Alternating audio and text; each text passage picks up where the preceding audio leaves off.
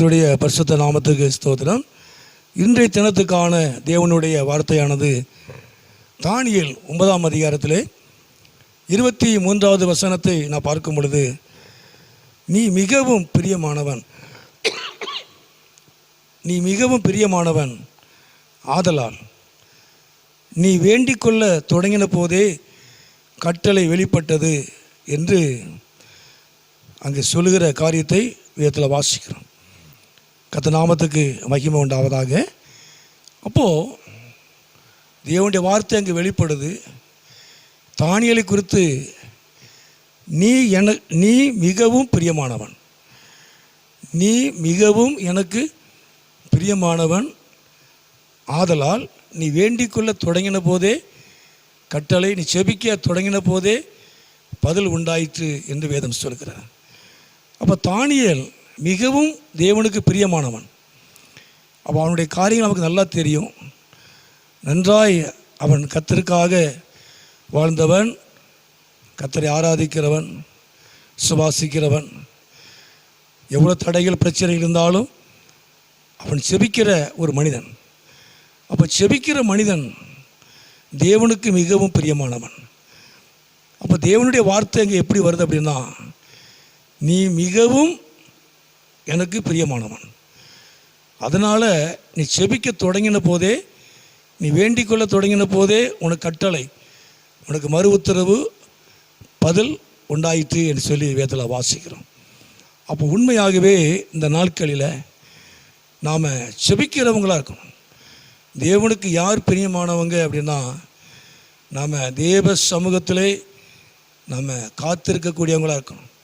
தானியேலை போல எவ்வளோ பிரச்சனைகள், எவ்வளோ போராட்டங்கள், எவ்வளோ நெருக்கங்கள், எவ்வளோ தடைகள் இருந்தாலும் நம்ம செபத்தை நாம் என்ன செய்யக்கூடாது, நம்ம நிறுத்தவே கூடாது.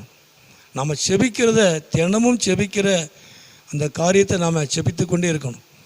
செப நேரத்தை நாம் கூட்டணும். அப்போது செபிக்கிற தானியேலை குறித்து தான் ஆண்டவர் சொல்கிறார், நீ மிகவும் எனக்கு பிரியமானவன்.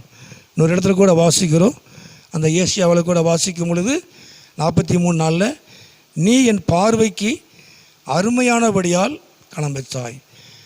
நீ எனக்கு பார்வைக்கு அருமையானவன், கர்த்தர் எனக்கு பிரியமானவன், நீ கனம் பெற்றாய், நானும் உன்னை சிநேகித்தேன் என்று சொல்லி வேதத்தில் வாசிக்கிறோம். கர்த்தர் நாமத்துக்கு மகிமை உண்டாவதாக. அப்போ தேவன் தனக்கு பிரியமானவனை அவர் சிநேகிக்கிறார். அது மாத்திரமல்ல, அவனை கனம்பெற்ற மனுஷனாய் கர்த்தர் உயர்த்துகிறார். தானியேலை ஆண்டவர் உயர்த்தினார். ஆகிய நாட்களிலே கர்த்தர் உங்களையும் உயர்த்துவார். நம்ம செபிக்கிறதுனால, தேவ சமூகத்திலே அதிக நேரம் காத்திருக்கிறதுனால, எவ்வளோ பிரச்சனைகள் போராட்டங்கள் இருந்தாலும் நாம் செபிக்கிறதுனால, செபத்தை விடாதபடிக்கு நாம் செபிக்கிறதுனால அவருக்கு நீங்கள் பிரியமானவர்கள். கர்த்தர் நாமத்துக்கு மகிமை உண்டாவதாக. கர்த்தர் உங்களை கனப்படுத்துவார், அவர் உங்களை நேசித்து கனப்படுத்துவார். நீங்கள் செபிக்க தொடங்கின போதே உங்கள் செபத்துக்கு தேவன் பதில் தருவார், அவர் உங்களை ஆசீர்வதிப்பார். ஜெபமனோமா. எங்களை அதிகமாக நேசிக்கிற நல்ல பிதாவே, அருமையான ஆண்டவரே, இந்த நேரத்துக்காக ஸ்தோத்திரம். இந்த சத்தத்தை கேட்டுக்கொண்டிருக்கிற ஒவ்வொரு பிள்ளைகளையும் குடும்பங்களையும் கர்த்தர் ஆசீர்வதித்து உடைய நாமத்தை மகிமைப்படுத்தும். நீர் மகிமையான காரியங்களை செய்.